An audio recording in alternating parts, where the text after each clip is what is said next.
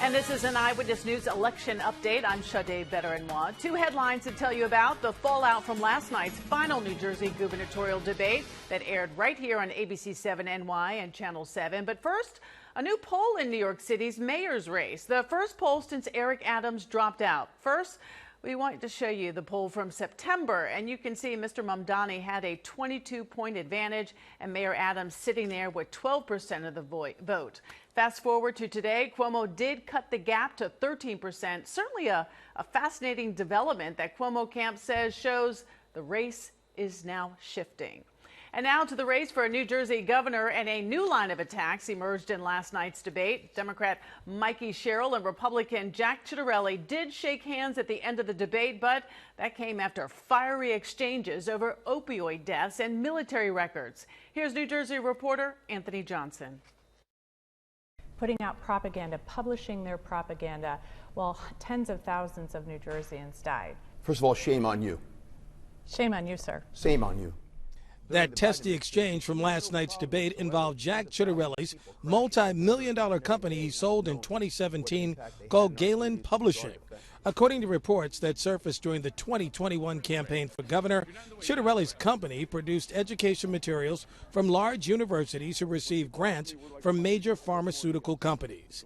The issue at hand is that the publication featured articles downplaying opioid abuse.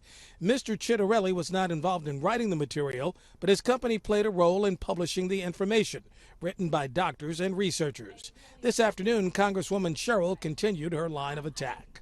He had a publishing company where some of the big companies selling opioids were putting out information that opioids were safe and non-addictive as thousands of people were dying. Mr. Ciattarelli has always described himself as a successful businessman who, if elected governor, would work to expand business opportunities in the state. He reiterated that during the debate.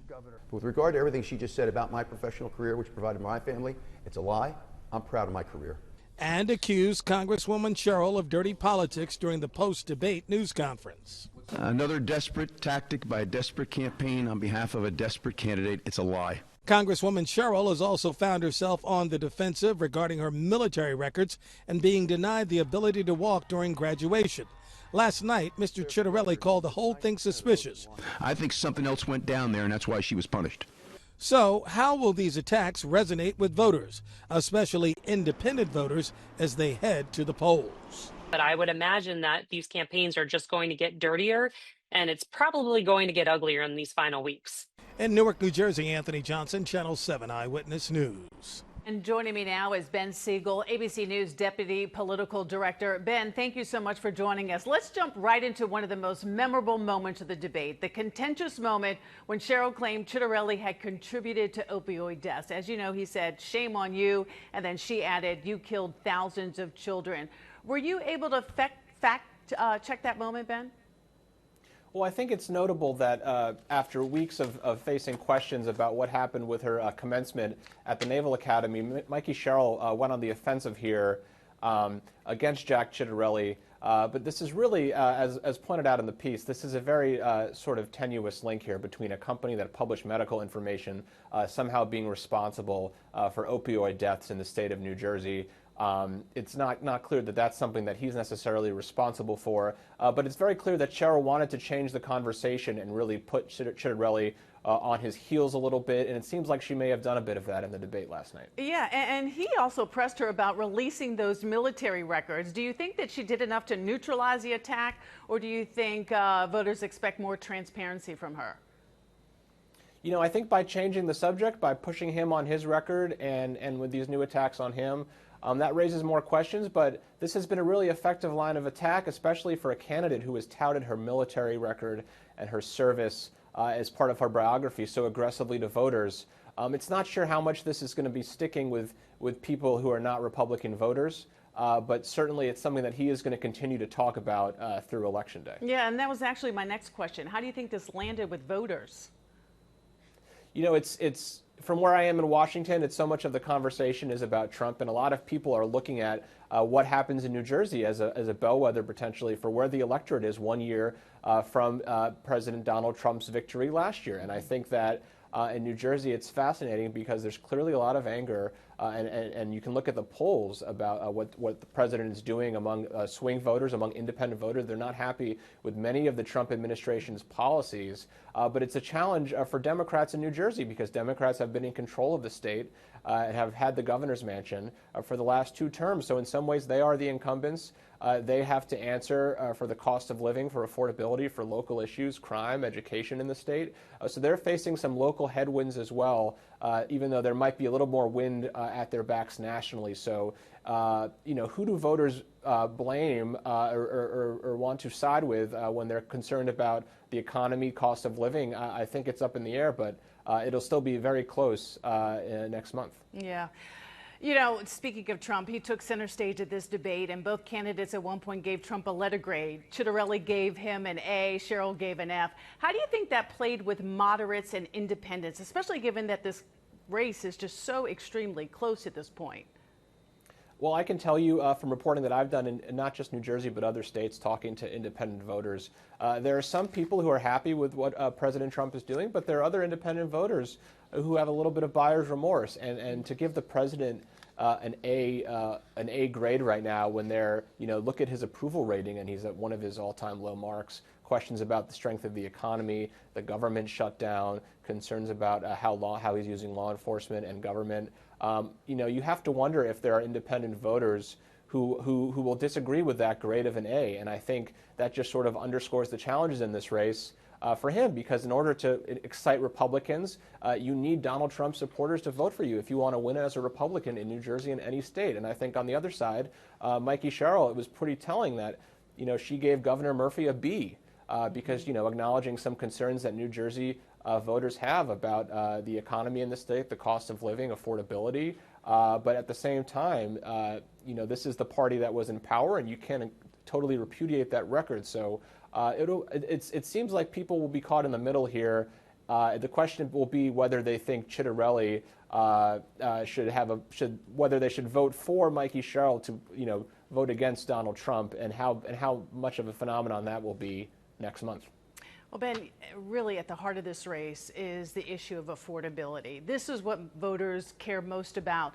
At the end of the day, I think people just want to take care of their families. They want to fill up the gas tank. They want to pay their utility bills and property taxes and buy groceries without feeling pinched. I think both candidates talked about their plan. Who do you think did a better job connecting with voters on that issue, where it's not just really about policy, it's actually something they can feel? I think it was interesting hearing from both of them, because in terms of the way they deliver their message and in terms of how they speak to voters, Ciattarelli has done this before. He's ran for this office before. He's been around New Jersey politics for a long time. He was very plain-spoken about how he intends to bring costs down for New Jersey residents, making changes to the way electricity is handled in the state, changing the way the transit authority is managed to help improve some of the transportation systems, expanding vouchers and school choice in the state for people who are unhappy about the education options or for their children.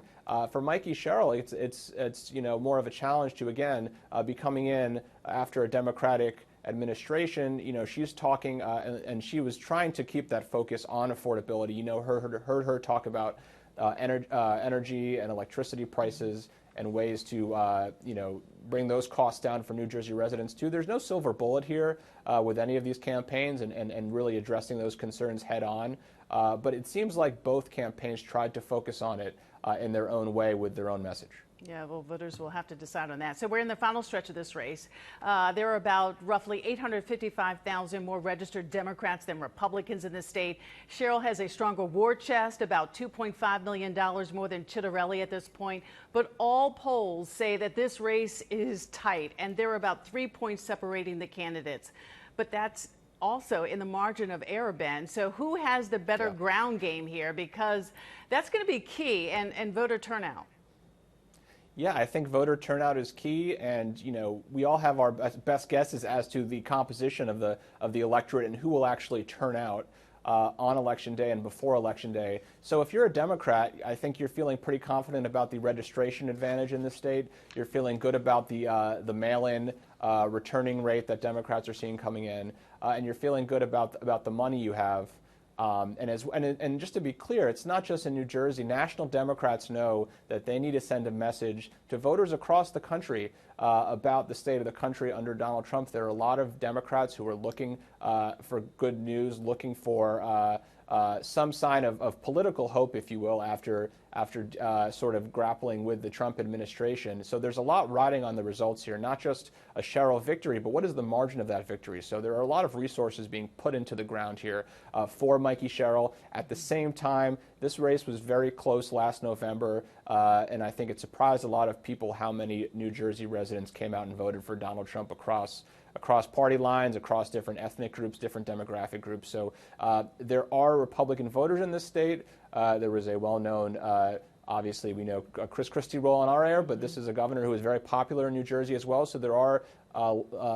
voters here who also vote for the Republican Party. So it'll be close, but for Democrats, you have to feel good about the early initial numbers you're seeing so far, even if it might be a little closer than they'd probably like. Yeah, that is a good sign for the Democrats. But quickly, we're talking about how everyone's looking at this race as a bellwether to the midterms nationally, in terms of national Democrats. How do you think that they feel about Sherrill's performance last night? I think there was a lot of relief, privately that I'm hearing from Democrats. These are people some people who served with Mikie Sherrill, people who are familiar with her time in Washington, very impressed with her resume, that service in the military, her time as working in the legal world as well. But she has struggled to connect with voters and really hasn't put this race away the same way that her former colleague, Abigail Spanberger, who is running for governor of Virginia, has done. So there were a lot of Democrats who were happy with the level of fight they saw from her last night, and they're hoping that that carries all the way through to November. And how about Republicans on Ciattarelli? I think for Ciattarelli, he did what he had to do, and Republicans are happy about that. He created some distance from Trump, although not a significant amount that would really alienate Republican voters and base voters. And I think he also hit on the big issues that get Republicans excited in this state. He is concerned about crime. He talked about how Sherrill would challenge the border and the immigration policies of the Trump administration, that it's important to get along with the Trump administration. And also, I think, raised this very powerful specter from right across the river. You mentioned the poll from the New York City mayor's race. Zohran Mamdani has become a little bit of a boogeyman for Republicans. And he said this is somebody who might follow his example, even though she's kept her distance in terms of being a leading figure in the Democratic Party. So he, I think, hit all the notes that he needed to as well. Okay, Ben Siegel, the Deputy Political Director. Ben, thank you so much for your insights. This race is heating up. Just a few weeks left to go, and Election Day on November 4th. Thank you so much, Ben. Thank you. And you can still catch it streaming online, the debate. Just head over to ABC-7NY. You can also see our full analysis after the debate. Early voting in New Jersey begins on October 25th. I'm Sade Baderinwa. Full coverage on all of the big races ahead of Election Day on ABC-7NY.